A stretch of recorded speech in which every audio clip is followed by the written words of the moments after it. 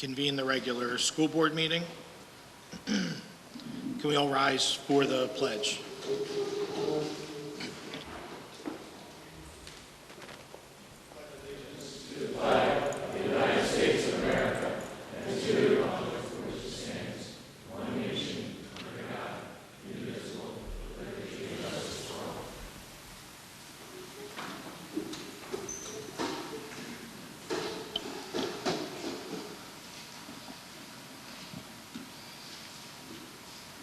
Okay, thank you. And roll call, we'll note that we have all board members in attendance here tonight.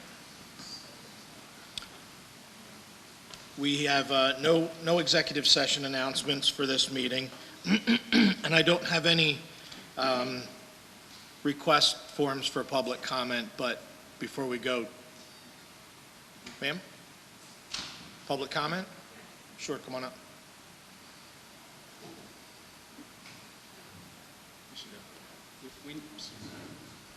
Man, we just need it for the broadcast. Thank you. Good evening, board members, staff, and residents. My name is Colleen Blue. I am the chairperson for the Pottstown July 4th Independence Day Homecoming Queens. Tonight I'm here on behalf of Jocelyn Carter, your 2016 Homecoming Queen. She is vying for the title of the 2017 Pottstown Independence Day Homecoming Queen for the 4th of July. To accomplish this goal, Jocelyn has been very busy fundraising. She's been doing a lot of things in the community, and she has set up donation cans in businesses in Lower Pottsgrove, Upper Pottsgrove, and West Pottsgrove. So Jocelyn, along with the other area homecoming queens, will be hosting a fundraiser on Wednesday, April 19th, and I have saved the date card for you so you don't have to write it down, which will begin at 4 o'clock and will end at 9 o'clock. She invites you to join her and the other girls at the Friendly's Restaurant on Shoemaker Road. 10% of what they take in with a coupon. You don't need a coupon, so don't worry about it. You just have to come, eat hearty, and have a good time, and get to see Jocelyn. 10% of the total bill for your dinner will go towards Jocelyn and the 4th of July committee. 1 penny is 1 vote. So let's help Jocelyn maintain and be the winner and achieve her goal. So I look forward to you coming to the 4th of July fundraiser at Friendly's on April 19th. Okay, thank you very much and enjoy your dinner. Thank you. Thank you.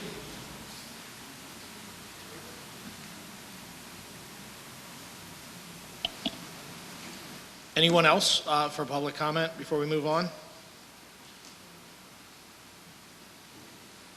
Okay, we'll move on to presentations. Thank you, Mr. Alexander. Before we move forward with our presentation from our middle school team, I just wanted to take a minute, if you will, to just talk a little bit about history. This week in the Pottsgrove School District, we lost part of its history. Dr. Joseph C. Bender lost his battle with cancer last Friday night.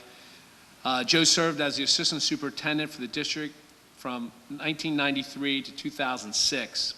He was a consummate professional. Joe was a great administrator, colleague, mentor, and friend. He will be missed tremendously. At this time, I would just like to take a brief moment in his honor as a Pottsgrove professional to honor his presence with us, and then we'll move on with the rest of the night. Please take a minute.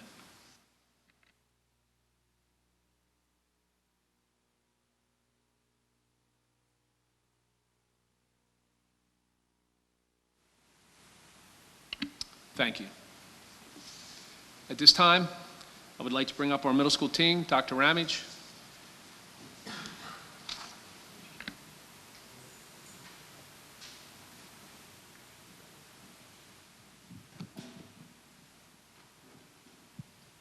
We'll stand. It's easier with the presentation.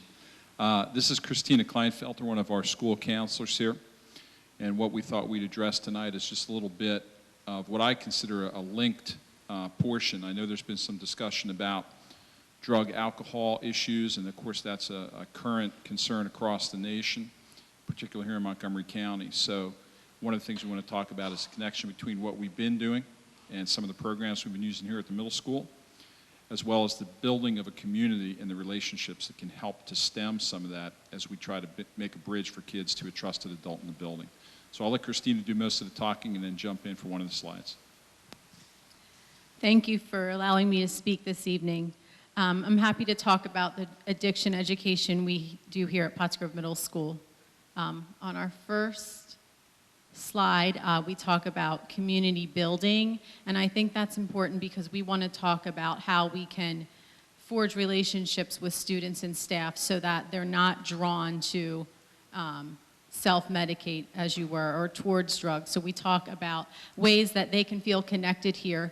And our pillars, the Falcon 4, is ingrained in everything we do, being responsible, respectful, safe, and positive. That lesson is taught to the students, as soon as elementary, but 6th, 7th, and 8th, that those are things that we live by, and those are the things that measure success. And one of the things we do each fall, myself and the other counselors, is put on a Unity Day, and that's all of the students get it in all the grade levels.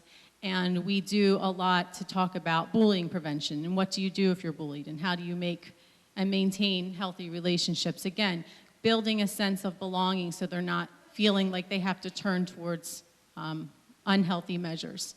This is a picture. I'm doing a group juggle with the students, so they're tossing a ball back and forth because we try to incorporate games and make it fun for them. And when they're throwing the ball, it's about what messages do you want to send out to the world. And when they're catching it, it's what messages do you want to receive. And so after we do the activity, they talk about that, and we lead them through the discussion of there's all kinds of messages out there, good and bad. So how can you put forth the best message? We're proud that we've been a no place for hate school for many years because of activities such as Unity Day. The poverty in service for staff, I want to highlight because that's actually coming up. I'm going to Milton Hershey on Thursday to learn about a poverty training that they put on free of charge. And we're looking at that possibly, the Milton Hershey staff coming to do a training with our district-wide staff in some level. We're also reading a book, Poor Students, Rich Teaching, that we're talking about in the middle school to learn more about how do we reach the students that are economically disadvantaged. It's not just about, we can give them a free lunch, but how do we reach them educationally and socially? And our Fuel Up to Play 60, again, the healthy lifestyle, community building, making healthy choices, getting the kids out there and exercising 60 minutes. Our Orange Shoelace campaign was new to us this year, and that was really significant. We did a program, it was in February, where there were announcements and the students could sign a banner about safe dating. And in middle school, we didn't so much talk about dating so much, but healthy relationships and what does that look like, healthy friendships. Our community wellness is coming up in May, and we're planning that. There's a children's mental health awareness day every May. We're making it into a week-long activity so that we can talk about how to deal with stress, and we'll make that, we'll make some fun for the kids with some announcements, and every day will be a different theme about how to deal with stress, maybe incorporate mindfulness in there.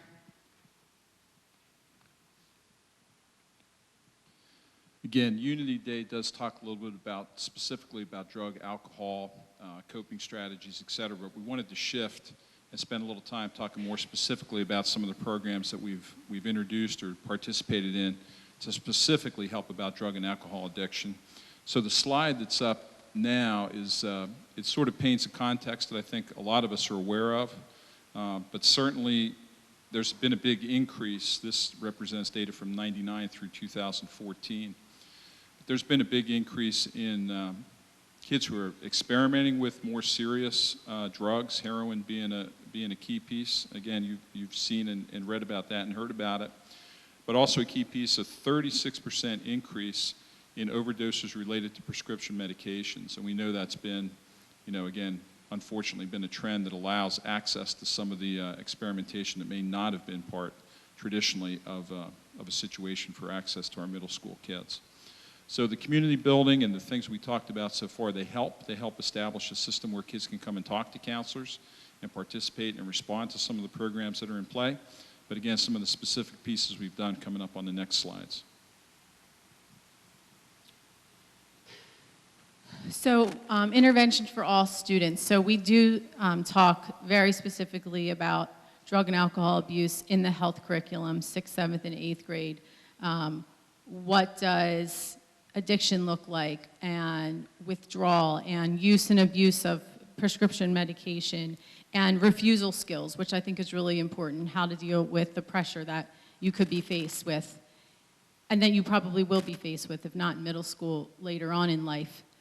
And creative health has come into the grades during the health class in 6th and 8th. 6th grade, again, more with the refusal skills. In 8th grade, they add a component on suicide prevention to educate students about that. Red Ribbon Week, we do that every October, and that's a national campaign to talk about drug and alcohol awareness. And we, again, do some presentations, some announcements. We'll make it fun for the kids by saying, drugs are crazy and wear crazy socks that day, or hats off to drugs and it'll be a hat day. So we do a different theme every day with that. And the other things I want to highlight here are the note assembly that we've had, where we'll have speakers. This presentation is parents that have tragically lost a child to drug use, and so they talk about what they're dealing with, which can be very eye-opening to students. And the Adolescent Foundation, which comes every spring, that talks to the 7th and 8th graders, 50 at a time. What I like about that is they come in and teachers aren't in the room, so the kids can share what they want to share. They can ask questions. It may trigger, somebody that they know of, a friend, a family member dealing with an addiction, and they'll talk about that with the Adolescent Foundation. And that's a counselor that comes, as well as somebody in recovery. Okay, so our at-risk students. So this is when, so everything I've talked about so far, everybody hears, but now if you're at risk specifically, what we offer, the SNAP program, I sit on that team as well as teachers, and we have a mental health liaison from Creative Health that can come in, and we'll talk about students that they can refer, parents can refer, or teachers can refer. That picture is our SNAP box, so students that may not feel comfortable talking about a concern about themselves or a peer can put a note in the SNAP box, and that's checked every day. I'm happy to say that more so they come to us and talk to us than they put the notes, but that option's there.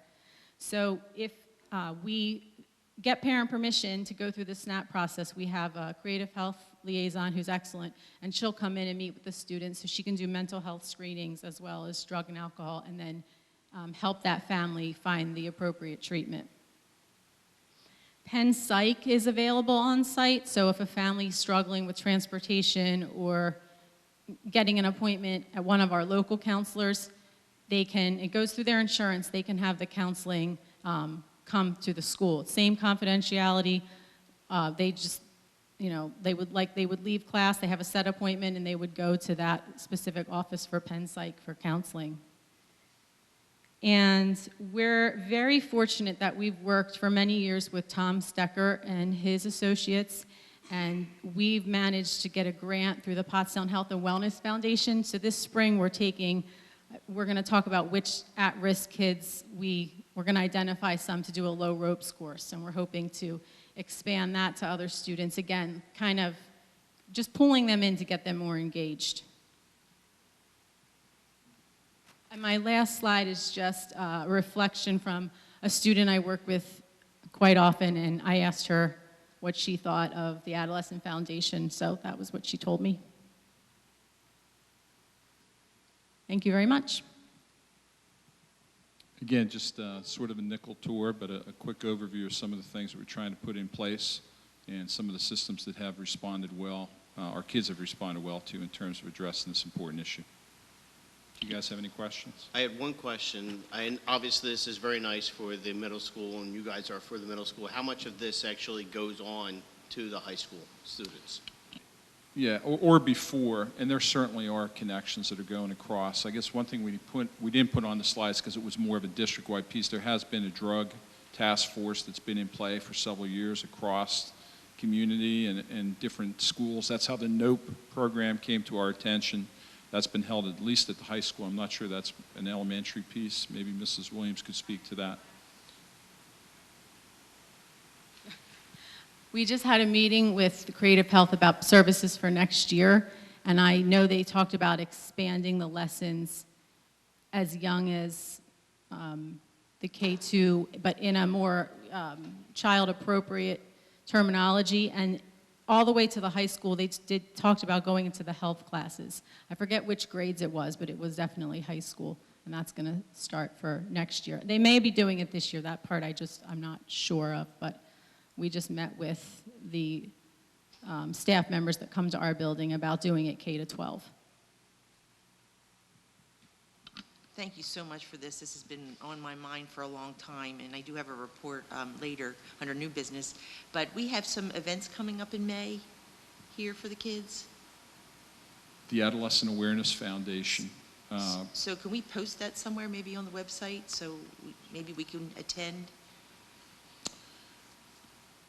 My hesitation is by design, we try to set up environment. You certainly can come and at least see a portion of what goes on, but we try to very intentionally separate too many of the existing adults from some of the presentation when it comes to the question and answer time. You know, it's just like walking in, you know, when a teacher or a principal administrator walks into the classroom, the tone can change, okay? As we welcome you guys to visit our schools all the time, but you know what happens when we start strolling through the halls. So what we're trying to do is be present, of course, but also try to create those spaces where kids can be authentic. It's really a tremendously powerful program because the young adults who come who are successfully finding their way through addiction, they're very vulnerable for our kids, and it often resonates in terms of a family member or maybe their own experiences. So it's a nice opportunity to allow them a chance to ask some very open questions themselves, and there's a trained therapist who comes with that recovering addict. So it's a great program. They're very aware. It's primarily a middle school focus. That's how the foundation began. So they're very conscientious about age-appropriate issues relating to these, you know, serious issues. So to come and meet them or come on a day when they're here, absolutely. But we'd probably start by just introducing you to the presenter and the counselor who's here, get a feel for the program, which they are happy to do. And you can certainly stick around for part of that presentation, but at some point, we intentionally try to separate ourselves and allow the kids a little more privacy, as it were. Go to the Pottsgrove website under the middle school guidance page. I have a ton of resources for parents too. Can you say that on the mic? I'm sorry. Go to the Pottsgrove webpage, go to the middle school guidance page, and I have a lot of resources for families. I'd like to say I'm very impressed with what you just shared with us, taking steps proactively as well as reactively, and that, you know, certainly at the middle school and throughout the district from what I've seen. I hate to put you on the spot, but question for either of you, and you can get back to us later. Do you feel that we're lacking in any area? I mean, you touched, you know, it's primarily drugs and alcohol, but you touched on a number of different topics, issues, including suicide prevention. Is there, I don't want to ask, is there more we can do, because I feel like there's always something more we can do, but are we lacking in something? Is there something more that, you know, we're kind of dropping the ball on that we should address?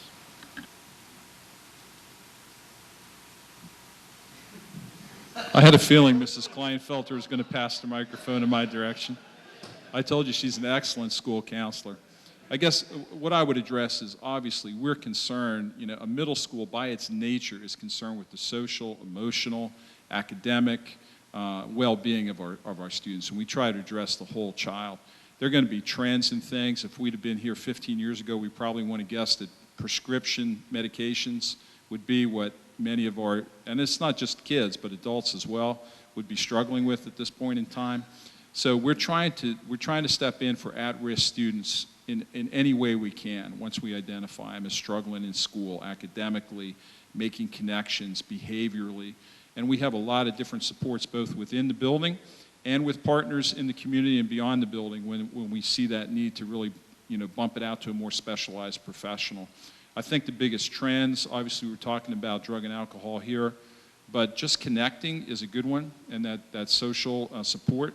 as well as I think cyberbullying. There's a lot that comes up that we address in terms of our Falcon 4 in regards to bullying and cyberbullying. And these things are all interconnected just in terms of creating that safe, healthy space where kids can be successful academically. So we keep our eyes open. We have a lot of faculty, SNAP members. You heard they're all trained. It's not just a volunteer, but they all receive specific training. We have a great guidance support and great guidance counselors here. So I think we have a lot of systems in place to try to catch students before they fall to a place where they really are threatening themselves. Thank you. Thank you, Dr. Ramage and Mrs. Kleinfelter. Appreciate your work. All right, we'll move forward to approval of the minutes, and I'll motion to have approval of the monthly board action minutes from the meetings that took place on March 16th and March 28th of 2017. Motion and a second. Any questions? All in favor? Aye. Opposed? Motion passes. I move that we accept the high school accounts, middle school accounts, and cafeteria accounts as presented.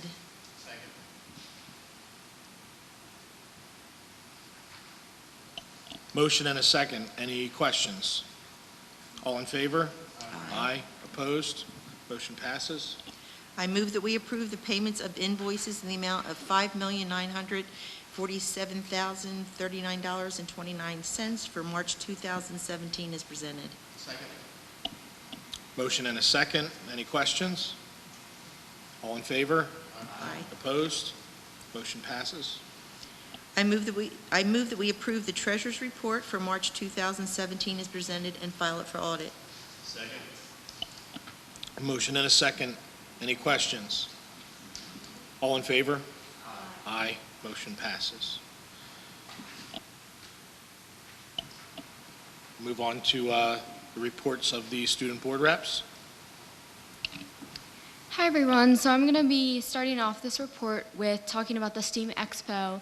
I just want to highlight how students not only use science, technology, engineering, and mathematics like in the classroom, but how this STEAM Expo really highlighted how they go above and beyond and do projects on their own and talk about and do something they are really passionate about. And it could be something as simple as, I know in the library, like they're building a solar paneled dog robot, which is really interesting. And there are many projects like that from elementary to high school.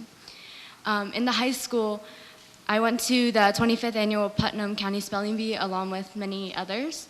And I just want to say congratulations to all the hard work that they put into it. It was not only really funny, but also you definitely sympathize with all the characters by the end of it. So I just want to say what an amazing job they did to Mrs. Forrest and any other high school students and teachers that worked on that. Along with this, the high school reading Olympics got the second place ribbon, so congrats to them. We also had our mini-thon recently. It was actually this past weekend. We had a pep rally and spirit week leading up to it. And the spirit week was like any days, dressed like your favorite teacher / administrator. In regards to the pep rally, it really just got people energized for the event leading up to it. And we even had, Dr. Ziegler had a pie thrown in his face. And then in regards to the event that just happened, I just want to say congrats to them because they raised a total of $6,435, and there were about 162 participants. That's amazing, by the way. Along with this, we also had a college week recently, and students toured to Temple along with Chestnut Hill. There were many representatives from college that came and actually spoke to students, so I definitely think one thing that Pottsgrove does really well, especially in high school and also middle school, is being able to give students opportunities to really look at different options. And even if not college, then also military or a tech school. Along with this, we also had our student government swap with Phoenixville High School and Pottstown High School, and I've heard really great feedback overall. Not only did we have the luncheon with the other schools as well, but it's getting that feedback from other schools and seeing how Pottsgrove can improve and also how Pottsgrove can help other schools improve as well. in regards to the middle school, they also had a musical recently that was Shirk the Musical, and they did an amazing job. It was hilarious, along with the singing, the acting, everything was just amazing. They also had their Swibis March Madness tournament that highlighted both the Falcon 4 and also Phillips of Bay 60, in the sense that it combined both exercise and really just positive attitude. They also had their annual brain show, which was kind of like Quiz Bowl, but a more engaging assembly. And I also just wanted to highlight that Mason and I today went to the middle school to visit, and we had a student forum kind of like what we had at the high school. We're also planning to go next month to see if there's any common themes that come up or anything that we can help with the middle school, and overall just get the students more engaged. Thank you. All right, the visit that me and Maya had today for the middle school was pretty good. So we're going to be reporting from that soon, and I'm excited for that. I'm just going to start at Lower Pottsgrove. So they're going to have their spring fling coming up in May. They have their talent show on March 31st, and then they had their Doom Dome tournament, which is a modified dodgeball game because instead of throwing a ball at other players, each team has a dome made out of 6 hula hoops. The opposing teams are attempting to knock down the hula hoops by throwing balls at the domes. So then going to West, basically the main point here is that one of our own is going to be on television, so that's always cool. Friday, April 7th on ABC at 8 p.m. Noah Ritter will be on a new TV show coming on with, it's called The Toy Box. It's like a panel of judges and their kids. Yeah, so I'll be tuning into that. Can you repeat the date and time? It's April 7th, this Friday? Oh, last Friday. Oh, never mind. Oh, okay. I was reading that date wrong. It's okay. Noah Ritter. Yes, on demand. There we go. Mason, is he the apparently kid? I thought. Okay, yeah. that's what I thought. Okay. What? I can't hear. What? The apparently kid? No. Apparently, a couple years ago, he was interviewed. Right, he was interviewed by the news, and he kept on saying, well, apparently, and apparently, he was adorable. And apparently, I've never been on the news before, and apparently, he was so cute. So, and just to wrap up, okay, so we're going to Ringing Rocks. Oh, you're fine. So, they're going to have their they had their family fun night on March 24th. Everybody had a great time. It was a magic show there was a magic show performed by the country's only deaf magician and illusionist. Also, Ringing Rocks earned a 92% on its recent assessment of their SWIBIS program and will receive a banner for both school and state recognition at the Implementers Forum in May. Thank you. Can I just add, or maybe go ahead, Rick, is that what you're going to say about Lower? Just want that Lower also had their bingo night, a lot of fun, and encourage parents to get out, volunteer with the PTAs, a lot of fun activities. No, that's not what I was going to say. Although it was fun. Thanks for helping me call the numbers. The thing I wanted to say is, since we're at the middle school and you mentioned the SWIBIS reward, the most recent one, is they've been doing these rewards like this all year long at the middle school, and I know about it because I have a 6th grader who's been participating in them, and I think it's great. It's, there's so much pressure that these kids put on themselves, and that is put on them to perform and to behave well, and it's so important that we give them rewards every now and then, and I think the middle school's been doing a great job of that this year from my own personal viewpoint as it relates to my son. So thank you to all of you for your work with that.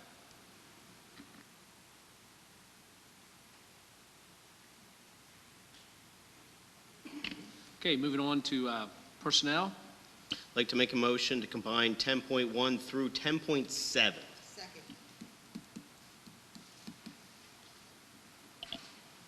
Motion and a second to combine 10.1 through 10.7.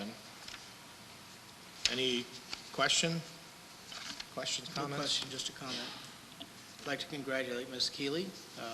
She's been around since my kids were in first grade, and it's always nice to see somebody else making their way through the course and hitting the finish line. So congratulations to her, and we look forward to having a chance to see her.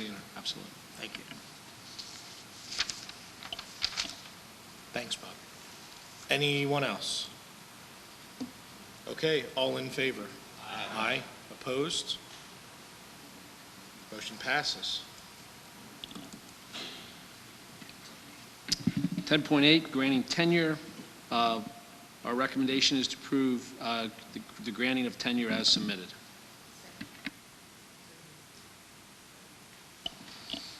Okay, we have a motion and a second. Questions or comments? Great, all in favor? Aye. Opposed? Motion passes.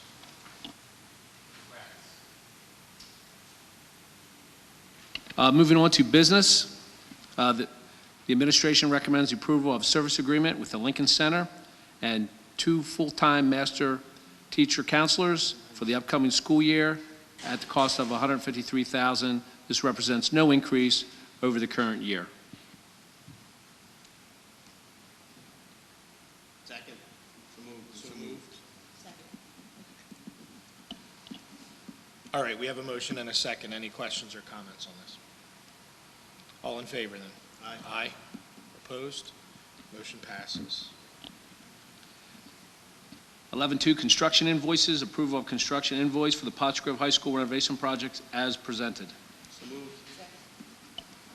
Motion and a second. Questions, comments? Yeah, I do.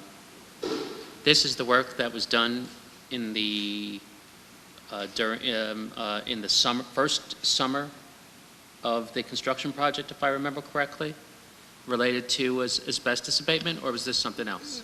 Asbestos was abated throughout the program. They just never billed us for the work. So it was, as we went through classrooms, there was asbestos mastic behind the marker boards and things like that. So anything we did throughout the building. So this was just specific to asbestos? Yes. Not, because there was also lead abatement, if I remember correctly. That's correct. And does this cost represent an unanticipated cost from the overall high school budget? No, this was part of their base contract. It was? Yes. Okay, because it seems like to me that we had additional costs associated with abatement at certain points during the project. And I guess what I'm trying to ascertain in my mind is whether there's another bill coming. This is the only bill I've received. This is the only, yeah, well, it's the only one you've seen, but have we been billed for all the work that's been done? We've been done for 8 months, I would hope so. We have never received a change order for any additional services from this vendor. Am I the only one who remembers this? No. I guess specifically what I remember was it was the auditorium. What was it, the auditorium? In the not the gym, but the auditorium floor. Correct. That was Had in the to- project budget, but then in addition to that, we had, I think it was in the CAF, wasn't it? That was the lead in the ceiling or the rafter pane. was just that lead. I remember about the cat. And we've been billed for the lead. No. So we have another bill coming. I don't know. Okay. We've never received a change order proposal from the vendor for any additional services. All right. Thank you.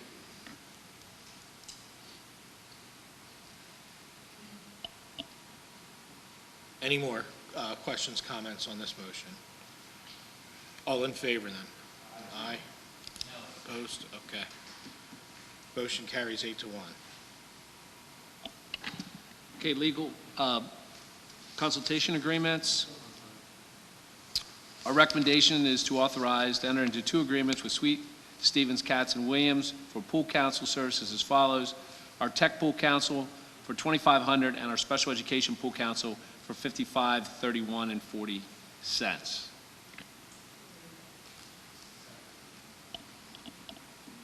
I don't have a question. I would just ask Bill, if you don't mind, for the benefit of the people watching, if we can explain what these contracts cover. Sure. Our pool council allows us to work with these legal groups along with other school districts across the state and southeastern PA, and it's a pool of information. So as things come up in the field of technology and other school districts or other personnel ask questions regarding it, we then are privy to that information and their services. The Special Ed Pool Council has really been helpful for us because they have come out, talked with us regarding IEPs, 504s, FERPA, all sorts of different things throughout the years that we have for an in-service day, and as well as giving us firsthand ability to really call these people and get firsthand information, as well as the pool of information that other districts ask. So for us, we feel it's a really good bang for our buck because of the services that it offers, and we use it, quite often in our technology department and in our pupil services and special ed department. Thank you, Dr. Shirk. So, Ed, does anybody else have any questions or comments? Then all in favor? Aye. Opposed? Motion carries. Okay, moving on to budget transfers. Our recommendation is to approve the budget transfers for March 2017 as presented. Motion and a second. Questions or comments? All in favor? Aye. Opposed? Motion passes. Okay, action items for education. Obviously, we've worked many months as a district in many different levels. Levels obviously at the board level, administrative level, and our teacher level to make these recommendations here for you tonight. So I start really proudly for the effort of our staff, the school board, and administration for what we've done and accomplished. So tonight, the recommended action is to approve the adoption of a Visions Mathematics series published by Pearson as recommended. So moved. Motion and a second. Questions or comments? Question, not so much on the adoption. I agree, it's been an excellent process. Just the cost, we're still looking at a $760,000 shortfall for the budget this year, and we're getting ready to spend about $711,000 on textbooks. Definitely needs to be done. Question is this, are we looking to pay all this up front at this time? Is it possible, fiscally sensible, to pay it over the next, 6 years, I guess, to the next time we have to re-up for the licenses? Just, that's my only question and concern. We're in a process of finalizing that bit of information. We feel that the money that is budgeted for 16-17 will help meet this goal. We feel that the amount budgeted in 17-18 will help meet this goal, and we also feel that there's money, within our buildings as well that will help us, meet this goal as well. And then we're also in a position when we do get the final budget to come back and ask the board to possibly help us, wrap this up. I know I just met with Mr. Nestor today, and we feel we can get pretty close to funding it with all money that's currently on the table and not adding very, if any, funds to this budget year, the current budget year, $760,000. But with that in mind, we're still $760,000 short of what we're looking for next year's budget, correct? Correct. We plan to use our funds that we already have, this year's curriculum instruction budget, next year's curriculum instruction budget, savings within the buildings because of this curriculum change, and then plus a couple other, specifically Dave and I talked, we feel we can get really close, and maybe we do come back to the board for a few dollars at the end of this because of the length and term of this investment. This is a long-term investment for us. My concern about paying for it over a lengthy period of time is that we may have another curriculum adoption that will follow this, which will then add to that. So to the extent that we're here and we're ready to go with this, if at all possible, I'd like to do it as a one-time purchase, and then that frees up budget money for future adoptions as they become available. That would be my preference as well. We have had surpluses over the last 3 years and have banked quite a bit of those surpluses, either in increases in our general fund balance, increases in our capital fund balance, and while it is a large amount to spend, for sure, Mr. Parker, as you pointed out, it is needed for a variety of reasons.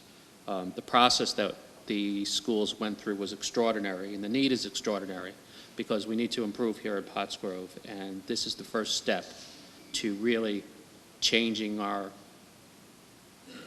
results for our students. So we just need to make this happen, and if we need to go X budget, as I've said a couple of times before, in order to fund this, it really is a one-time expense to the extent that it's not often that we replace pretty much all of our math and our reading curriculum resources all at the same time. And there's good reason to do it. And I would also point out that the $711,000 price tag is not the final price tag. We're approving up to that amount, but the hope still is that through negotiation we'll get that price lowered some more. So, I urge this board to pass this in many respects, well, not just this one, but the whole package. In fact, I moved to combine all the textbook adoption into a single package. We're talking about spending $711,000, not these individual pieces. So we might as well put it all together and adopt it as a single resolution, unless people have a need to speak about the specific components. I'll second the motion to combine unless people want to split it out. We could still talk about the individuals. For example, for me, the new elementary math adoption in place of everyday math is long overdue. Everyday math did benefit this school district when it was adopted, but then our results fell flat and started to fall back for a variety of reasons.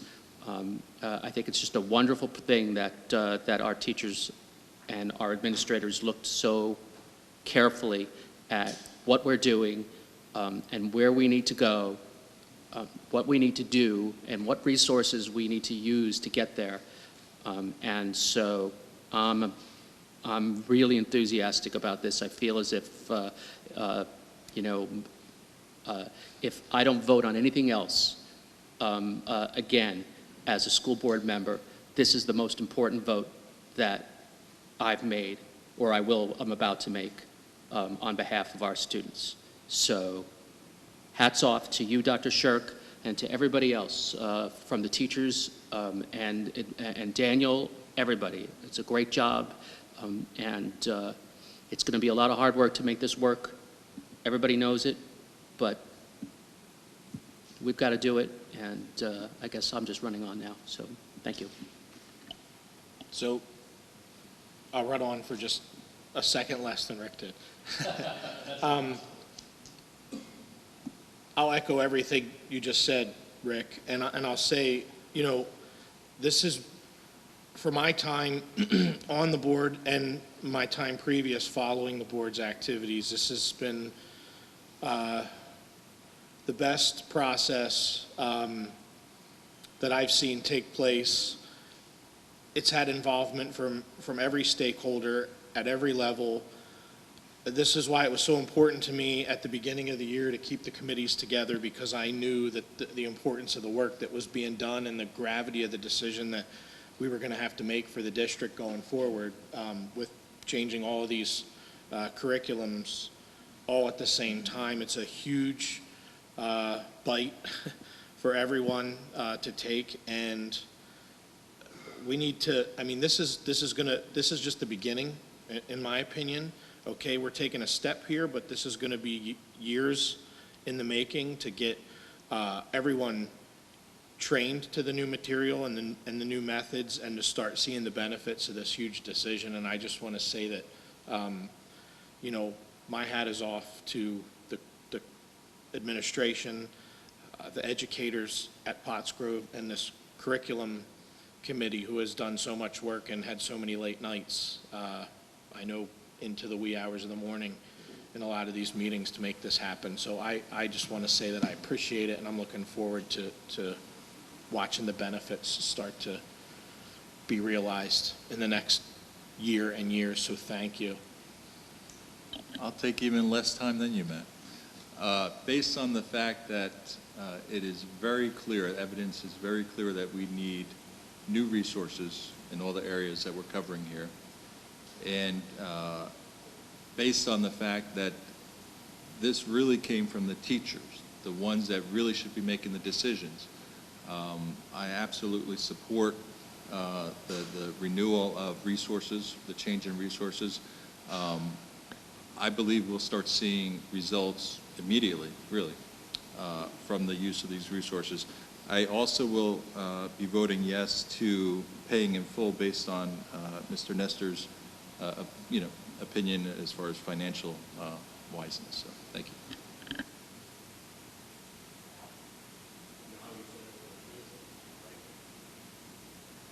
Well, thank you one more time to the committee and the teachers and the administration who work so hard. And with that, if nobody else has any more comments, all in favor? Aye. Opposed? Motion carries. Thank you.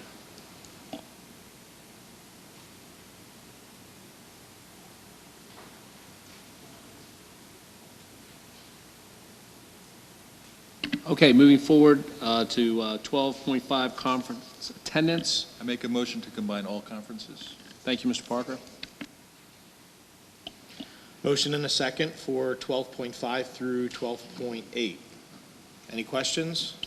I just have a quick question. When it comes to conferences, obviously not this one because this one's going through the wellness grant, do we actually have a budget line item for conferences, or does it just go right out of whatever group it's coming from? For the vast majority of the conferences are budgeted for through the curriculum department, staff development. Other administrators have budgets for their departmental training. Like the business office has a budget for my office's trainings.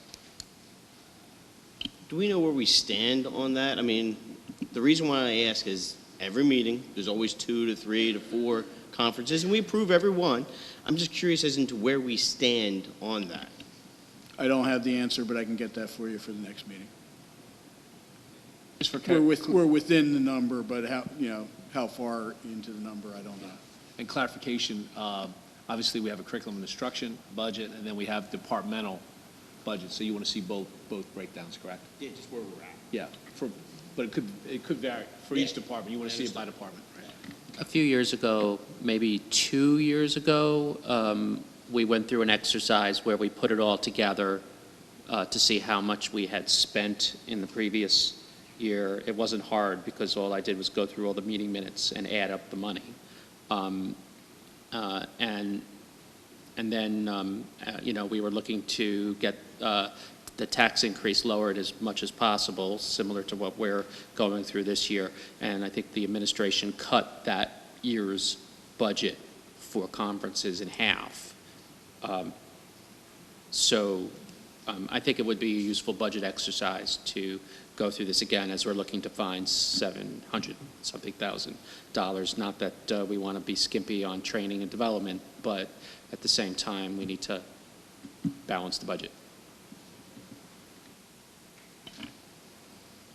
At the risk of having this fall flat, because everybody does know how I prefer IBM over Mac, I just have to point out that we're sending a couple of folks to attend a MAC admin conference, because it's obviously not how MACs are intended to be used. We've got to have a special conference. Is that a fair statement there, Ms. Spencer?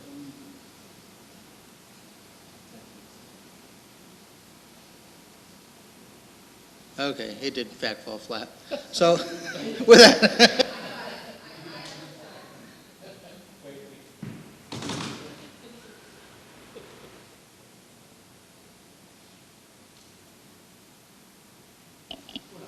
We're good? Okay. So all in favor for conference attendance? Aye. Opposed? All right, motion passes. Okay, I'd like to report we had an excellent meeting last Monday, April the 3rd, 2017, and like I said, things are just shaking and moving over there. Students have completed their written portion of the NOCTI exam, and students will complete their testing and get the final results for their hands-on exam. There's a written and a hands-on that the kids both have to practice, learn, and they're tested on it. So we really like to wish all of our kids good luck on that. Acceptance letters for the 2017-18 school year will be going out to future Western students next week. We established a WMCTC alumni Facebook page for alumni, as well as a brief alumni survey, so we can begin to collect data on past graduates of the Western Center. We kind of want to see a pattern. Do they, the field did they go into, or are they still in that field? So, or did they go to another school, or whatever they want to do. We just want to kind of start collecting some data to see where our kids are kind of ending up. When we had our meeting, somebody mentioned to me that the Pottsgrove wrestling team was in a restaurant. And so I went through the kitchen, went back there, and here the wrestling team was celebrating their banquet. And this is the 6th year they've been celebrating their banquet at the Western Center. And it's been a huge success. And like, for instance, the students, again, getting ready for the NOCTI, the culinary students, they had to debone a chicken to make chicken parm. Like, these kids are not just getting the chicken breast made. They have to learn how to bone it. It was really, you know. So we were really proud of them. And I got to sample some of the food, but it was an Italian fest. And again, it's a win-win when we're utilizing the students there, because they're learning, and we're preparing them. So I have to do a thank you to Coach Madden, Coach Van Hoort, and Coach Nestor for believing in our Western Center, and for our students who put on a great meal. Recently, Montgomery County Community College had a tour of our facilities. We're nearing the final draft of paperwork that will allow our students to earn half of their associate's degree while attending WMCTC. The partnership will allow students who earn their associates to utilize those credits towards their bachelor degrees with partnering schools. So again, if you have a trade and you want to do that, if you put your efforts in there, you can come out with certifications there and get some of these credits you need, and not spend college dollars and have loans and all this. So so that's really, really excited for that. Temple University hosted an annual Eastern Region's Directors Meeting at the Western Center, and during these 2-day discussions on new items in CTE, current House legislation, as well as Perkins funding for the year of 2017-18. Other discussions centered on teacher certifications, progress, and changes that the directors across the state would like to see move forward. So that, and actually that was a big honor for Temple to come out and want to be at our school. Upcoming dates, again, wishing our students good luck on the NOCTI performance test that's coming up. The 27th is a Skills USA spaghetti dinner from 5 to 8. Skills USA, all the kids that do competitions, they have to earn the money. So we do fundraisers throughout the year to help defray the costs. May 1st will be our JOC meeting and our final community dinner for the year, and it's going to be a German feast. Mark your calendars for this. Don't miss this May 5th, Saturday. The annual car show will be 9 to 3. They're calling out for all cars, Jeeps, trucks, bikes are welcome. To enter your vehicle, we're just asking for a monumentary donation. Again, 100% of proceeds will help Skills USA. The students will have food and refreshments We'll have a spring plant sale. We'll be having demonstrations of the different careers over that you can take.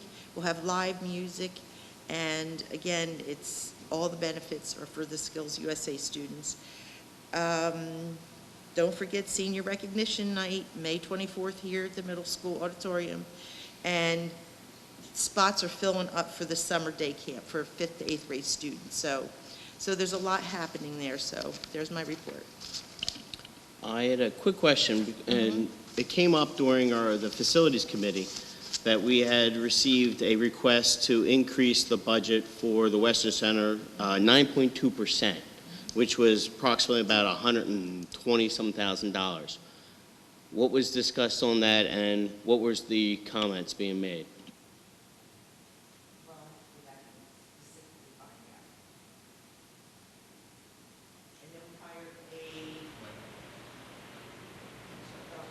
Oh, I'm sorry. I know we hired a 1.5 teacher, and I believe we need a special ed student, a special ed teacher there.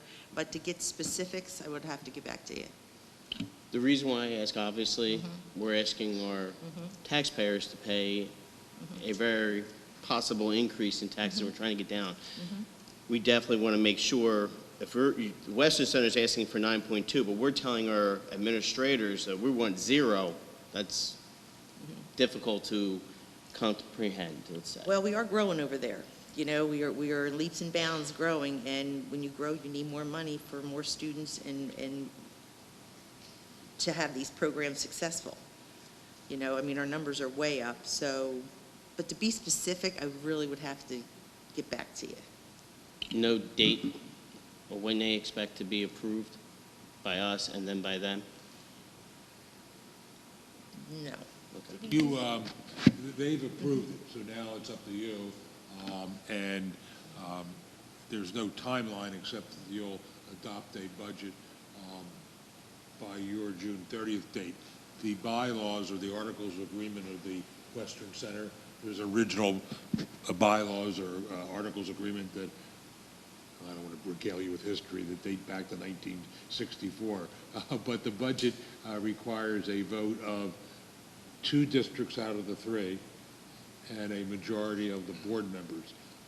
Remember that, well, I'm not sure if you remember, but maybe let me suggest to you that I used to be in the trap of thinking the JOC was the board.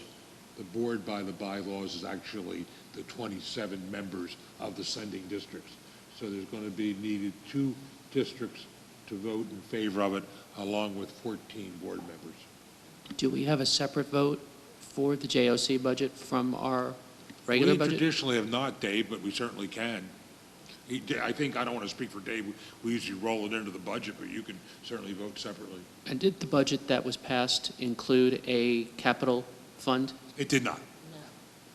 Okay, thank you. Dave, can you speak to this a little bit? Is this 9.2% rolled into the current proposed budget? Yes, in the budget status that I gave you tonight is the Western Center's request. As you'll recall, in the past couple years, they've run surpluses and they've given us some money back. So I used $80,000 of that surplus to mitigate some of the impact of the budget this year, the change that's requested this year. But yes, it is all factored into the current budget status.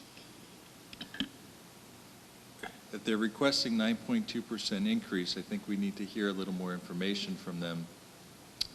9% is pretty high. I mean, they're growing, that says a lot, but but I think we need to hear a little more detail and not automatically roll it in, but make a, with where we're at with taxes and stuff. Bill, I would go as far as I would actually make a motion that we would not approve 9.2%, to put them back to the drawing board and, hey, look, 9.2% is too high. You're going to need to come back with a lower number. But we're asking our own administrators to possibly do that. I'm talking about students' attendance. We're asking our own administrators to possibly make recommendations to make cuts. I can't turn around to my own superintendent and say, I want you to make cuts and find ways to make cuts that could impact our students if I'm not willing to do the same to the Western Center. I'm willing to do it for them. I'm obviously willing to do it for the others. So I'll ask Dr. Shirk and Mr. Nestor maybe, what's our best way to get a report from the Western Center? What would your recommendation be? Because I don't want to leave it on Patty's shoulders to come back and justify their budget to us, but I would ask Chris, we can invite Chris to come in and explain it. I don't think that's a bad idea at So that all. everybody can do this, and we can do it at the very next meeting, at the very next meeting of the board. I'm sure he'd be happy to, and he'd like to explain it, because, again, there's a lot of different issues that go into it, but don't forget we have a 5-year rolling attendance that factors into who pays what and what share. That was my other question. Maybe one of you can answer it, but did the... I can, but go ahead. Okay. So the question is the cost to Pottsgrove School District increasing by 9.2% because the rolling average changed, or is just their general budget going up by 9.2%? There's a combination. There's a little bit of due to increased population, but majority of it, I think, is additional costs as a school. So we pay the same, because I thought we were like, they're going to pay more than this $100,000. They're going to be asked to pay double or something. Pays more than we do. Right. No, it's not the attendance, it goes by property value, doesn't it? Yes, it's based The assessment is used for debt service. For the capital debt service. It's arguably more than debt service, it's capital. If we were to do a capital improvement, we would do it that way. In our case, what we're funding right now that is impacted by market value is the debt service on the loan issue. How we pay for our tuition on an annual basis is on a 5-year average attendance. So it's based on the number of students we send. Yes. The more we send, The more we send, the more we pay. and it's if Springford sends twice as many students, then effectively they're going to pay twice as much, Yeah. right? I can do a breakdown. That's of fine. I just how wanted to make how sure I works clearly out. understood it. Right. So, Yes. it makes all the sense in the world. And we don't know yet how many students we're sending, so this is just an estimate. This is based on the last not 5 asking. years of attendance. Can we request that they come to our next meeting, and if they are bringing any documents to get sent to us prior to review, so we're ready? If I need to, Matt, I don't know if it's required or something, I can pull my motion so that they can come.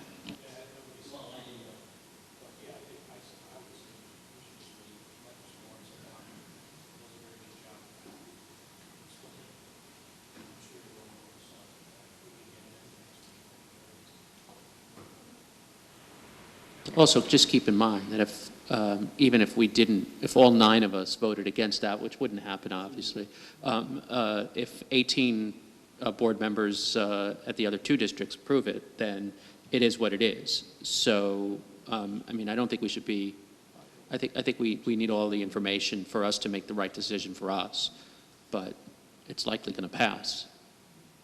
I could say right now, I will not vote yes to a 9.2% increase, whether I'm the only person or not, if I'm going to turn around and then turn to my own administrator and say, find a budget cut for me to save $700,000.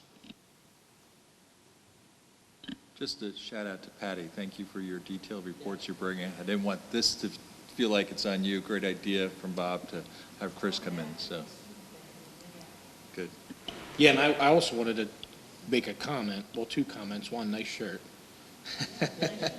And that was a good report, and I appreciate hearing everything that's going on over there. I miss being over there a little bit, and I always kind of have it in the back of my mind. I wonder when Chris is going to run out of ideas for improvement, but I don't think he ever will. He's just a mile a minute with the improvements and the ideas for just upgrading the programs for the students over there. So thank you for keeping us posted. It's all good.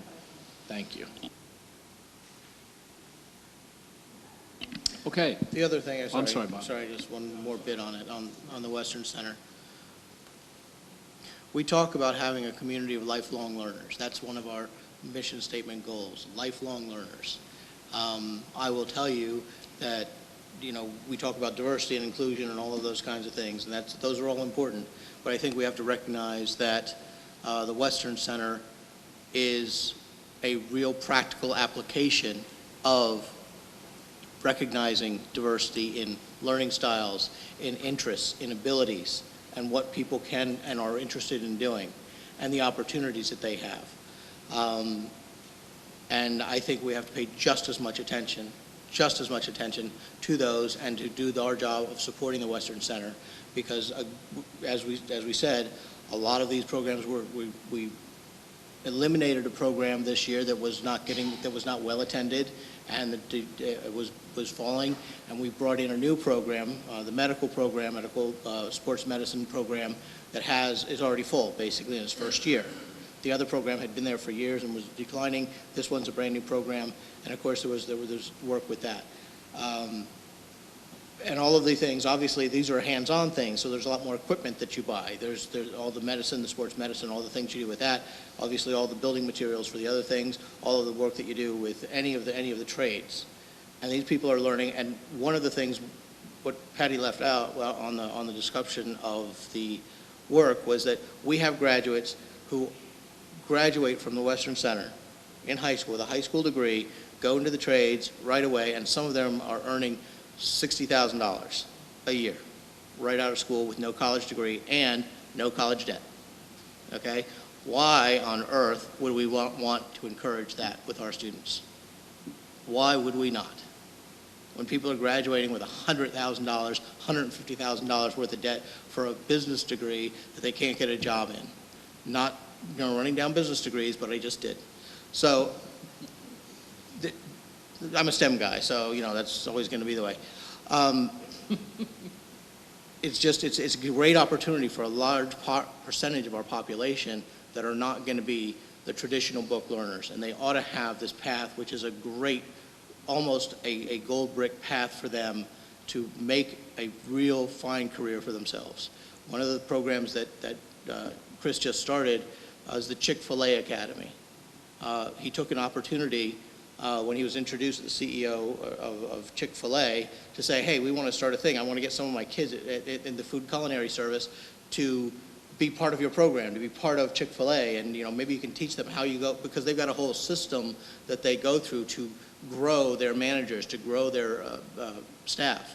And so he's got, I think, 4? He's got 4 in the academy. He's got 4 in. He just presented this earlier this year, and he's already got 4 people who are working at Chick-fil-A, learning how to be, learning all the processes that they do, how to run a store, how to manage, how to approach people, all the business aspects. And it can't get any more practical and useful than that is. And that's just one program that he's got going, in addition to the sports medicine program, which is a long-term. So if I sound like an advocate, it's because I am. So I wouldn't have voted for the budget if it wasn't worth every penny. And I'm sure Chris will explain it much better than I will. And he'll be glad to do it. And at the end, you'll wish it was 9.5%. Thank you, Bob. I just want to add, too, that these are our students that are going. So it's an extension of us, Mr. Leach. And echoing everything that Bob said, we need to support our students, and that's what they're asking us to do here. And I will also point out that 9% sounds like a lot. I guess it is. But as a mitigator to the possibility that we would have budget increases, we established a Western Center reserve fund. And our budget proposal has us drawing from that fund. Am I correct, Mr. Nestor? My point being that the actual impact on our budget for this increase for this year is not very substantial. So I do think we need to be careful about our spending, and I would like to know more about what we're being asked to spend the money on. But I think we can find our money elsewhere. And I hope any questions from any board members about a 9% increase in in any line item isn't taken necessarily as them having issue with a program. Certainly echo all the comments that were made about the importance of the Western Center, but also agree with Al in that we're looking at a very tight budget, and you know, anytime, just like the one we were given today, if I see 9%, I'm circling it and I'm going to question it. So I would ask that we not automatically roll their budget requests in future years, but that we look at it closely, just like we look at every other line item. We like, as an example, we think we have great programs here, but we're still having our budget meetings and saying, what's this increase for? What is this for? How about this? And having these questions. So I think that's just important. Now to my question, how are our students made aware of what, as they're getting to that age, of what is available at the Western Center? This is an area where we could do better. They do have open houses. They do have other opportunities when, you know, anybody from 8th grade, 9th grade is invited to come down and see all of the different programs. In the recent past, we have basically, those children, as opposed to them volunteering and them just putting pretty much everybody in 9th grade, or is it 8th grade or 8th grade usually, right? 8th grade. Instead of putting everybody on a bus and sending them down there so that they can look and see, they tend to be more selected in who goes down and who do we think would be a good candidate for that. That's not the total picture. It's just not as broadly advertised as I think we could do. Why was it changed, and what more can we do? Yeah, let me jump in, because obviously on both sides, I've been part of this at the building level, and I know Dr. Ziegler and I have talked about this extensively. Our 8th graders and Dr. Ramage, our 8th grade students go to the Western Center and they get the tour. So we send 250 kids down there and they get an opportunity to view and explore. In 9th grade, what we do is we, specifically at that point, we ask the students who want to go. And I know, Dr. Ziegler, I know you can shout out, how many, 150? Yeah, so out of 250, there was still interest out of 150 kids that just wanted to go down and have a more in-depth study of what the Western Center offers. That was our second hit, and I don't think we're going to have 150 down there, but I think, do you know how many we have like scheduled for this fall? I think we're in the 80s, upper 80s. We also take a second tour for students who are interested out of that 150. If they want to spend the day down there, we set it up where they can spend the day. So all of 8th grade is brought down to see it? Correct. Excellent. Okay. I didn't realize that. One of the things we want to make sure that we're the kids who want to go and want to be part of that visit, get the most out of that visit, they go. And then as Dr. Ziegler just mentioned, then we have that follow-up with that day trip, and actually they can shadow somebody in a particular area of expertise. If I could just piggyback on that, one of the missions that I believe is we want to give every student every opportunity we can while they're in our district. Whatever opportunities we have for them to be successful, that's what we're going to offer, expose them to everything. So they can have choices, but then we guide them, which direction, but we want to give all the students a chance to see exactly what we all offer. So that's important for the kids. And Mrs. Grimm just triggered another piece that's part of this, is that kids can go in their 11th grade year. They have opportunities to go every year they're in our building, and also they have the ability to change shops as well. So at times there are, other 10th graders, 11th graders who want 2-year programs after being with us for 2, they elect to go there as well. So that's a factor as well. And probably a stupid question, but excellent that we have our 8th graders, all the 8th graders see the options out there. How about move-in students when they're registering with us? Are we very clear with, hey, this is what we have here, but this is also an option? Okay. And then I wanted to make my final comment. I understand everything. A very wise person said to me, if the board continues to approve every single expenditure, you're going to know that the bill's going to come due, and you're going to have a tax increase. That's all I'm saying. You send mixed messages to the administration, and you approve every single expense. Eventually, you're going to have to pay a tax increase. I am firmly on board with that. I understand that implicitly. I will also point out that I didn't attend the first meeting of the, or any meeting of the curriculum committee, and then they chose, based on our selection of the curriculum members, of those members on that committee, we tasked them with making that decision. They asked us to pay $750,000, and I voted yes, okay, based on my confidence in the members of that committee.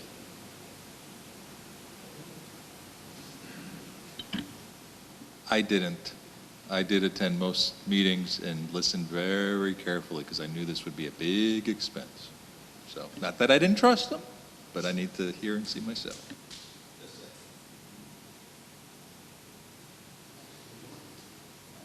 Okay. Let's move on to committee items and the reports. Can I make a motion to combine 14.1 through 14.3? Motion and a second to combine 14.1 through 14.3 to accept minutes of the committee meetings. Any questions? All in favor? Aye. Aye. Opposed? Minutes accepted. Reports. On to the report of the policy committee. I'll start us off here and then maybe lean a little bit on Mr. Rabinowitz and Mr. Parker, because I dialed in with the flu to the policy committee meeting, but I didn't catch everything on the attendance policy part of it. So done my best to get myself updated, but I'll leave that to the people who were there if that works.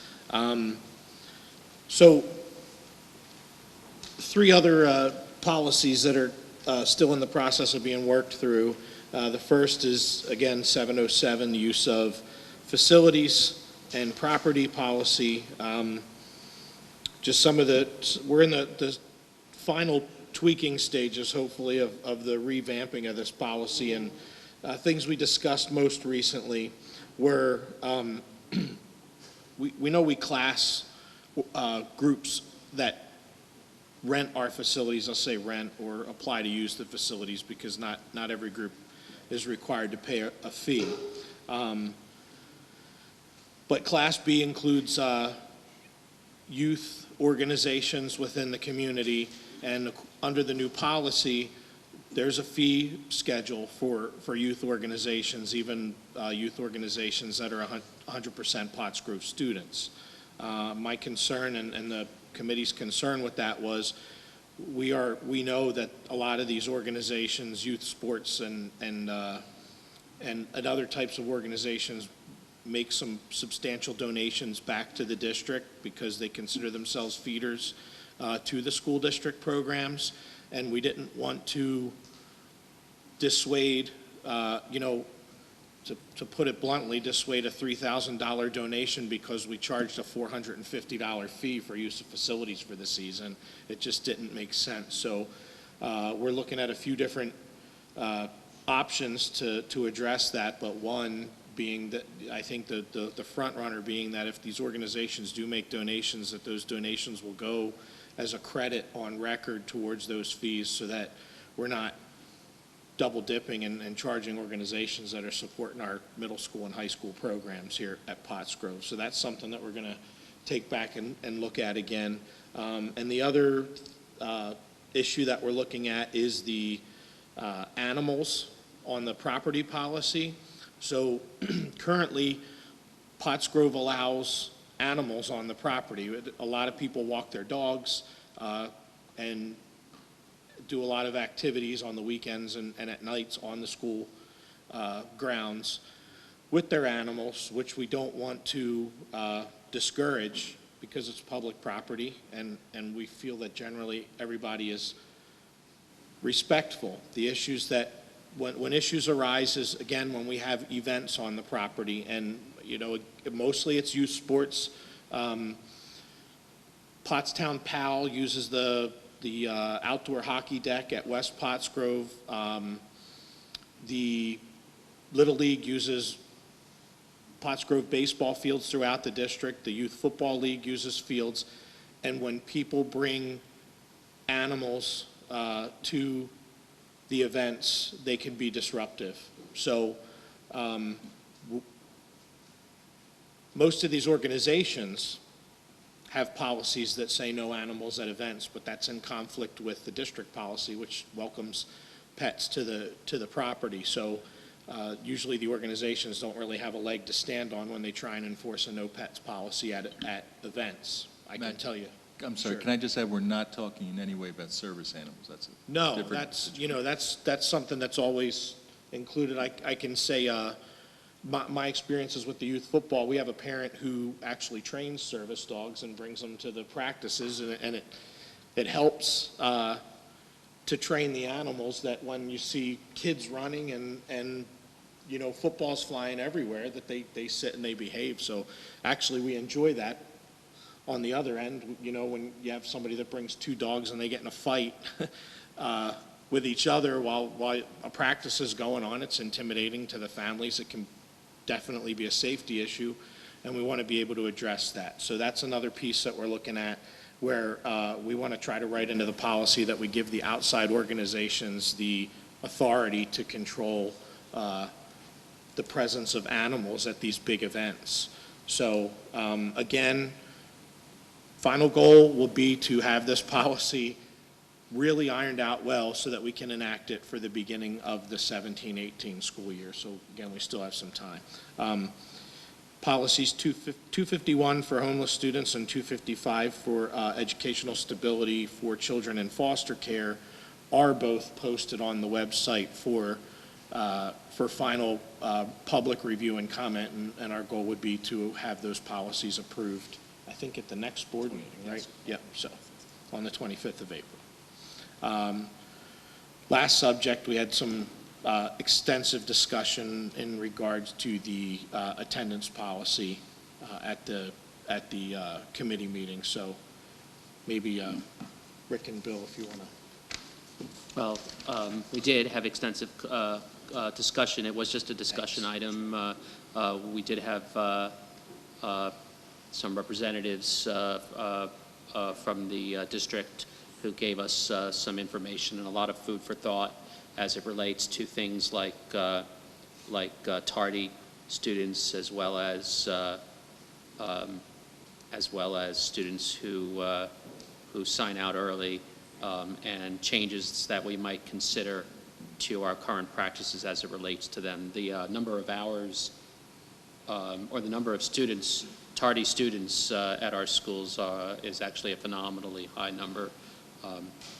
Though we didn't know whether, you know, I asked and we didn't, you know, when a student's tardy, we don't catalog how many minutes they're tardy. So that may just be bother me, but, you know, if it's a minute tardy or if it's an hour tardy, it gets counted as tardy, right? So to me, there's a difference between those two things. Clearly, in terms of lost instructional time, which is the, you know, what we're trying to avoid.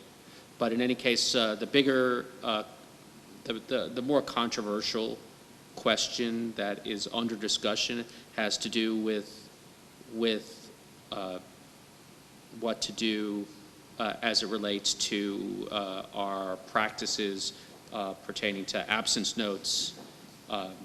There's some members of the community and on the board who feel that we should modernize our approach.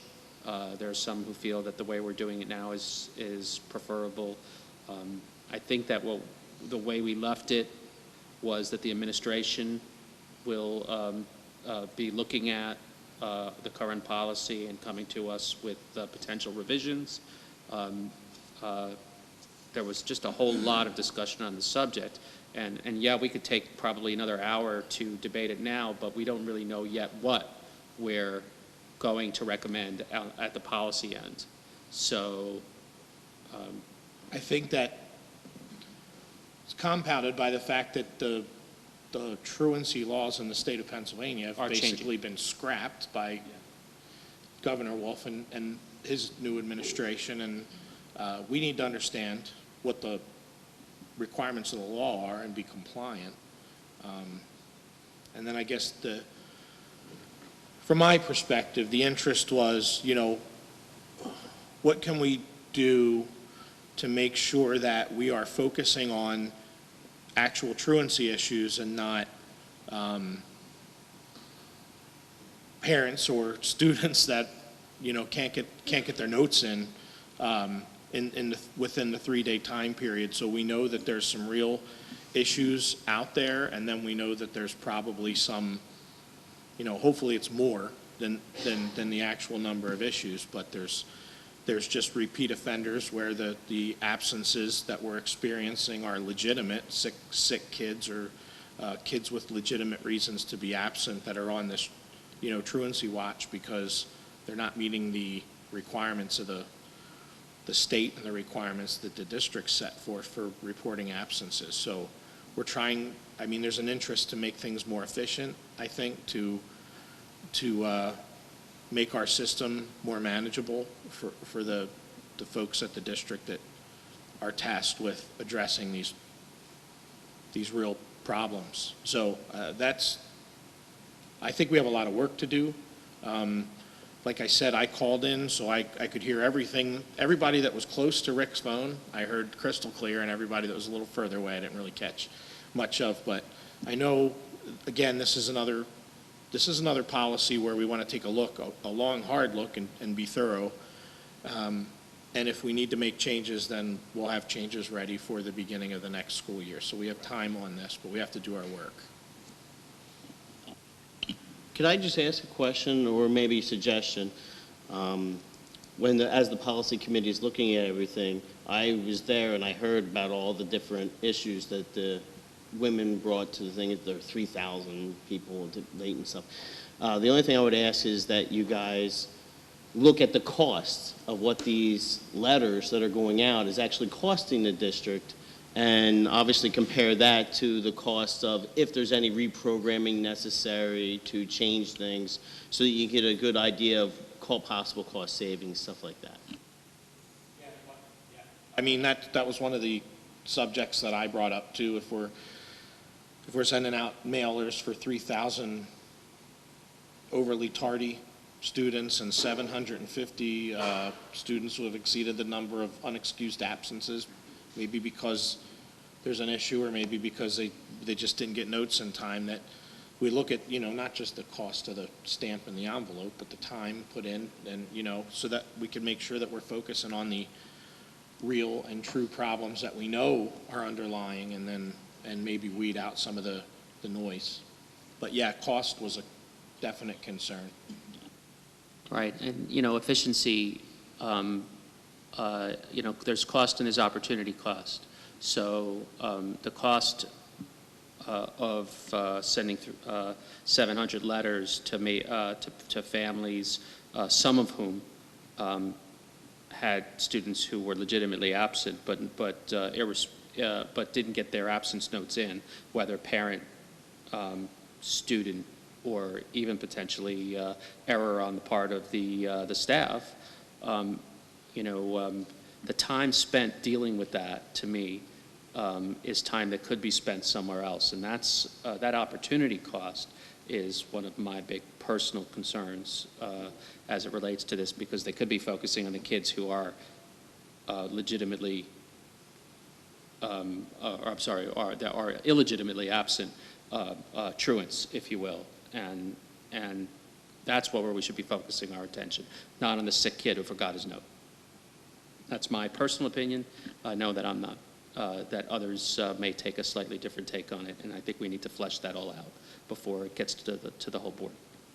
Yeah, and I think that's our goal. I think the goal for last meeting is to really show the policy committee that Governor Wolf really blew this whole policy up, and you know, we designated those things basically to you in red, and then of course we had in green some Pottsgrove recommendations. Our goal this time is, obviously you've seen what we have to do with the policy, and then we'll show you this time about what our recommendations are, and then that'll be the next point of discussion, with the goal of knowing that we're going to discuss it in April and in May, so that it's ready to go, at the start of school. So we do have a couple months for discussion, and our goal ultimately is obviously to make sure that, A, we do our due diligence because it's the law, but B, make sure that we have, stopgaps in place to make us more efficient. So I think we understand, I think it was loud and clear at the policy committee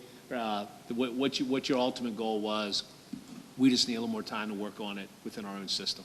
Can I just add a couple comments? I don't know that, reading what's come down from the governor's office, I don't know that I would agree with the term, and for the sake of the media, that it's all been scrapped. There's a lot that has remained in. He's defined a couple terms, I believe, in regards to truancy and what's mandated and what's not, but I hate for the paper to get that we're saying it's all scrapped. I mean, a lot of the things, and for our parents to hear, we're still continuing as is. You still need to send your kids to school, no more than 10 absences total, no more than 3. But yes, we're clarifying the policy, and we're seeing what can be modernized and what can't be and so forth. But the other comment I want to add is to the parents that, next time you see this on the agenda for the policy committee, if you have opinions that you want us to hear, you need to come out. This is a topic sensitive or of concern to many, and we certainly want to hear from you. So please watch for those agendas and come share your thoughts. And I would just add to that, I'd say it's safe to say that until we get it fleshed out, it's going to be on the agenda. So if you have an opinion, just look for the policy committee meeting. We'll be talking about it until we get it to the point where you want to forward it to the full board. Yep. If I can just add one thing real quick, and I did say this at the policy meeting a couple weeks ago, but to any parents out there that are having any issues with their child being sick quite a bit, something chronic, something not chronic, just a bad year where they're just out a lot for any reason, communicate that to the district. I can't stress that enough. Pick up the phone, call guidance counselor, call the office of whatever school your child goes to and communicate it, because the district will work with them very easily. And they'll give you instruction on what to do, what kind of notes you need from what kind of doctors or whatever. So don't try to fly it alone and then get upset because you reach that 10-day absence limit and now you need a doctor's note. No, communicate. It is imperative.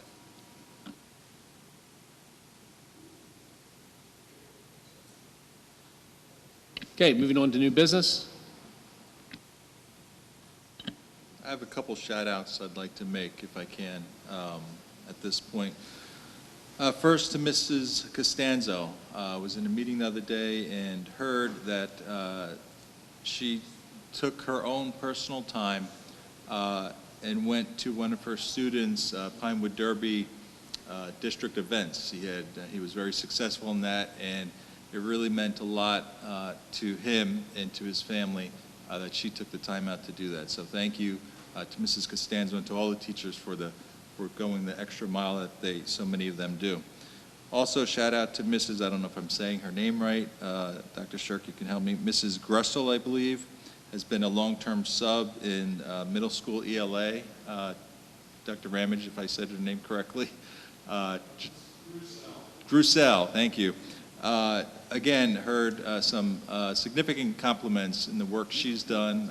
Some kids that really, ELA wasn't their thing, and just coming home and giving a lot of positive reports, leaving class smiling, grades are up, just really inspiring them. Last shout out, and I'll stop with my shout outs, to Dr. Shirk, the middle school principal. There's an opening there, and I was lucky to be involved in one of the first steps in that process of hiring, and I feel very confident that the end result we will have the best person because of the time and effort that Dr. Shirk is putting in, and really listening to the community, to the parents, to other teachers from the middle school, as well as board members. So thank you for the time that you're putting into that.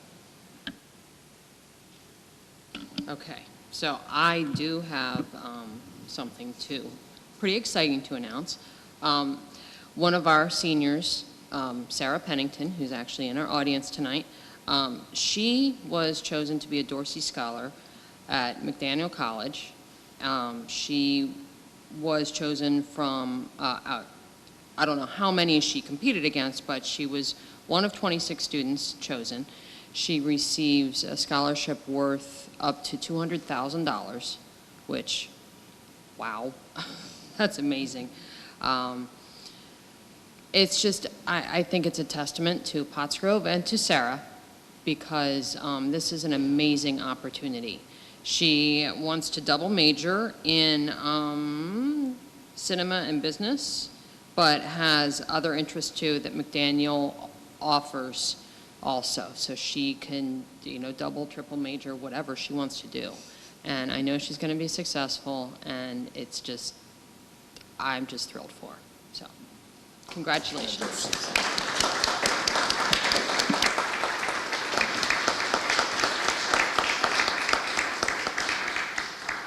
To just piggyback on that, Sarah, if you feel comfortable, could you come up here with your guide dog and show us and tell us all about it?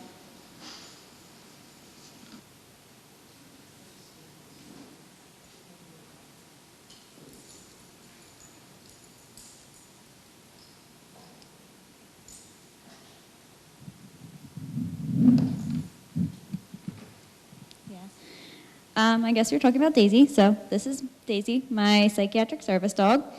We actually just talked with Dr. Ziegler tonight, and we're going to be bringing her in for a preview day at the high school on Tuesday of next week.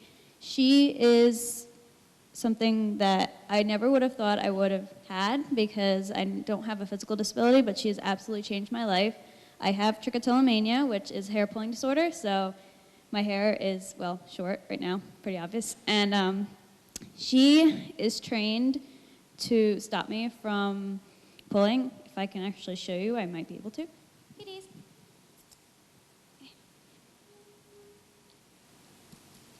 Yeah, good girl.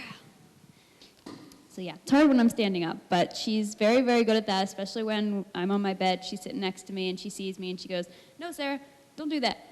It's very, very cute. And she's also really great with me having social anxiety. She helps me through that, and she's a great conversation starter. And of course, we cuddle at night, so that helps me with depression. So I am very grateful for Pottsgrove for letting me have her and working with me to get her involved in the school day. And I'm very excited because I know the students are really excited to see a dog during the day. Something new, but we're working through the challenges, and I think it's going to work out really well for my last couple of years or months in Pottsgrove. And yeah, this is Daisy.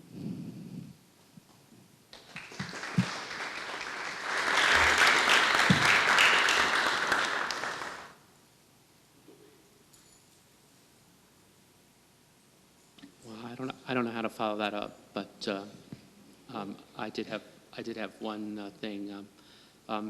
I'm not sure how to phrase it. I just wanted to give specific compliments to Mrs. Carroll, my son's ELA teacher, and Mrs. Ebert. We had a situation with my son. I can't go into detail about it, but they had some concerns that they brought forward to me on his behalf, and I just want to say that fortunately the concerns were not serious, but they could have been, and I really appreciate the proactivity of the both of them on behalf of my child, and I'm sure all the children in their care. So great job to them, and I can't really say more than that, other than every year through 4 schools now, I continue to be thankful that I chose the Pottsgrove School District. And so, great job to everybody. I do have two things. One, I attended the Pottsgrove Parks and Rec meeting on April 6th. And just a couple updates. They offer swim classes now at the YMCA every Friday, which started March 31st and ends May the 19th. There's 25 students that are going, grades 1st through 5th. It's every Friday from 4:30 to 5:30, and you must have transportation. So it's a really nice way that I thought that the community, it's all about the community and offering our students opportunities. They're looking for volunteer work days at the Arboretum on Saturday, April 22nd, and Sunday, April 23rd, 10 to 4 p.m. They'll give you refreshments if you come. But they did say bring your work gloves. So, Nature Exploration Series is going to start on April 26th from 6:30 to 7:30, and then that'll continue through October at the Arboretum. And each month they'll have different themes, and April's month is creepy crawlers. So that sounded pretty interesting. They're gearing up for summer playground for students 1st through 8th grade, begins June 26th through July 28th. They're looking for ideas from the community. If there's any ideas where maybe a group might want them to do something for our students, our community, maybe our seniors, but they're trying to come up with fun ideas for the kids, and they're there. I mean, these volunteers are amazing. So I asked them, how do we get a hold of them to find out all the websites? One thing they do is they send all the activities in your tax bill. And I said, who's going to want to look at that in your tax bill?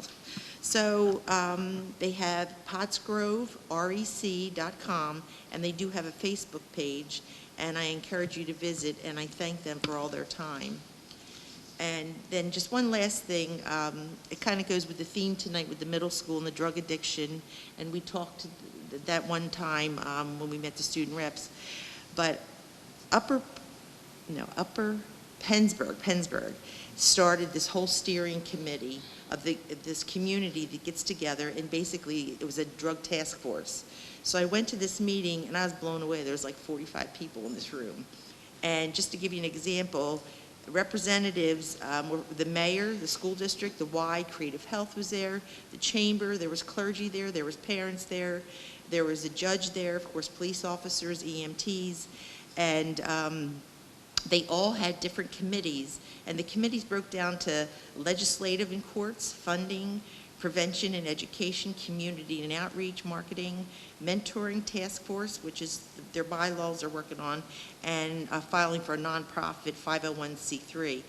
And I was so overwhelmed to see the community come together, and I know this is something that we can do.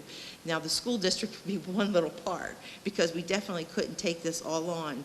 So I actually reached out to Chief Foltz and Chief Wheatley at Upper Pottsgrove, and we're going to go to their next meeting on April 17th, and it's going to be at Upper Hanover Township Building.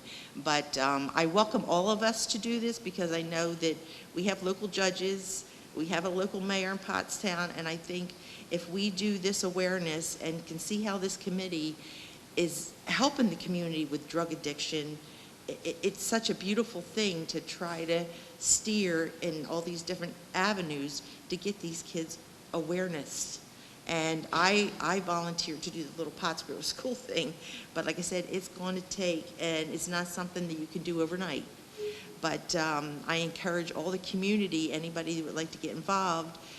This committee, which is now called Project Live, has welcomed us to come and see how it works, because if it works for them or doesn't work, we can take their ideas and help our community here. So it's really nice to see the middle school implementing these programs, because I cannot say enough how we have to get these kids on the right path.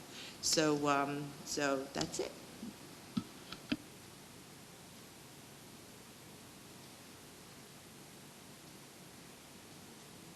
Moving on to answers to previous questions.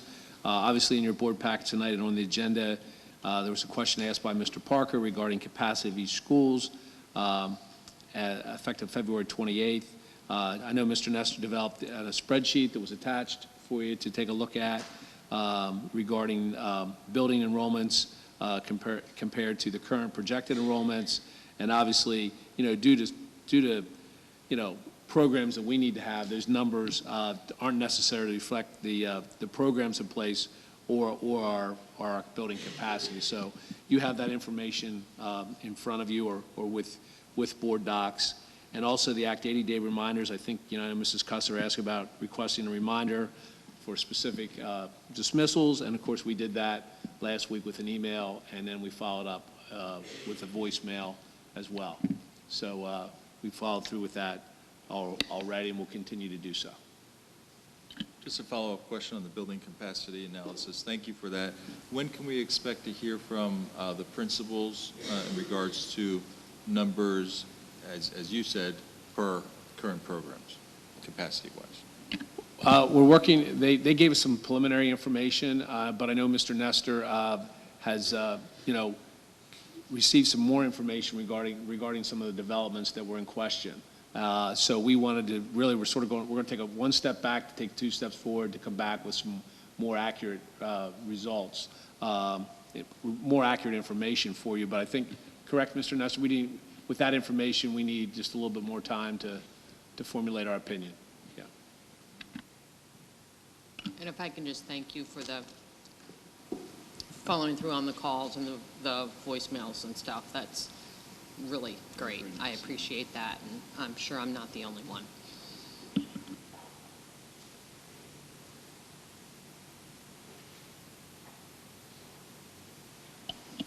Okay, before we wrap up, we have another slot for public comment. If anybody would like to make public comment at this time. Okay, so with that, we'll adjourn the meeting for tonight. Thank you, everybody, for coming out and staying.